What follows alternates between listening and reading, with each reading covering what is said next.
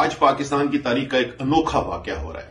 کل شام کو اسلام آباد ہائی کورٹ نے بالکل واضح حکم دیا کہ آج یعنی 31 دسمبر کو مقامی حکومت کا الیکشن کروانا ہے۔ صبح سے وہاں پر ووٹر موجود ہیں، تحریک انصاف کی ٹیمیں موجود ہیں، الیکشن کمیشن قائم ہے۔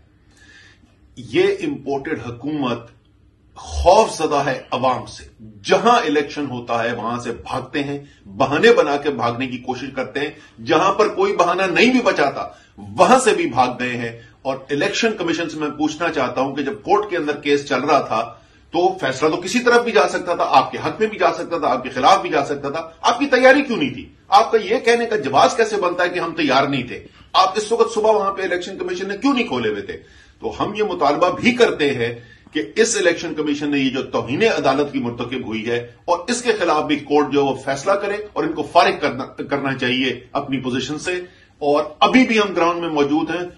بزدل لوگوں، امپورٹڈ حکومت والوں، آؤ میدان کے اندر مقابلہ کرو، تحریک انصاف کے ورکر موجود ہیں، ووٹر موجود ہیں، تمہارا انتظار کر رہے ہیں۔